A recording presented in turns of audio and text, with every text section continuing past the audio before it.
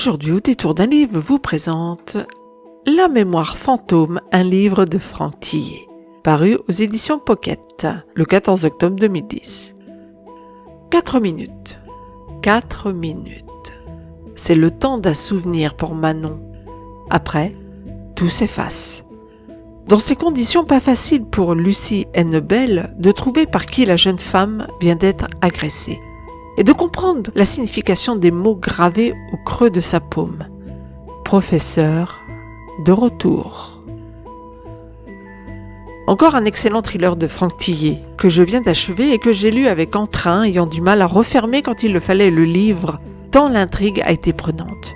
Même si cette histoire date de 2004 en version brochée, et que depuis d'autres livres, dont certains sont chroniqués sur le site Au détour d'un livre, mais aussi sur la chaîne YouTube du même auteur, il est tout à fait possible de le lire comme une histoire à part. On retrouvera ici donc Lucie Hennebel, mais sans son compère habituel Charcot, dans une histoire, je l'ai dit, diablement prenante.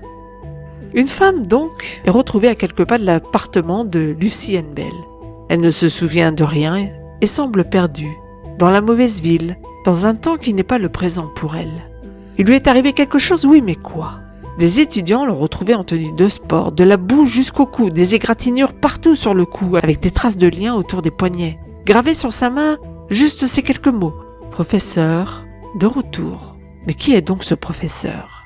Grâce à un appareil sur lequel elle enregistre ses progrès, Manon, experte en mathématiques, reprend contenance. D'autant que le professeur vient de commettre un meurtre, celui d'une femme de 78 ans qui était connue pour avoir torturé ses enfants.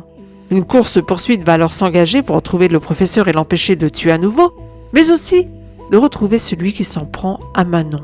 Est-ce la même personne ? Est-ce un proche ? Et pourquoi veut-on la tuer, elle qui ne se rappelle de rien après quelques minutes ? Quel secret détient-elle dans un coin de son cerveau fragmenté ou sur son appareil ? Est-ce que cela a un rapport avec la mort de sa sœur aînée ? Il va falloir pour Manon, aidée de Lucie Hennebel, remonter le cours de son histoire, mais aussi des minutes perdues jour après jour qui toutes sont importantes pour la résolution de l'enquête et l'arrestation du meurtrier.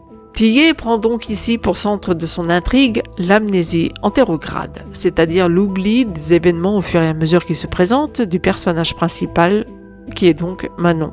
Il en accentue les travers pour les besoins du livre, mais si on se laisse immerger par la lecture, cela passe très bien.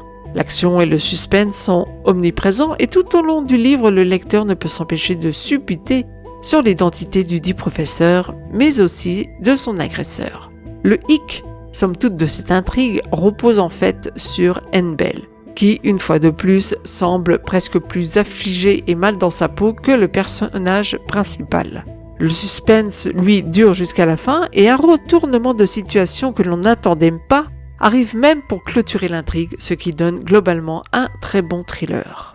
On notera également de la part de Franck Thillet une réelle documentation du phénomène sur l'amnésie antérograde, ce qui rajoute de la crédibilité au contenu. Ce mémoire fantôme est à recommander pour tous les fans de Franck Thillet et je lui ai mis d'ailleurs la note de 4,5 sur 5. Je vous dis à très bientôt pour une nouvelle lecture sur audétourdunlivre.com. N'oubliez pas de mettre un pouce vers le haut, de vous abonner si ça n'est déjà fait et de donner votre avis sur ce même livre dans les commentaires en dessous.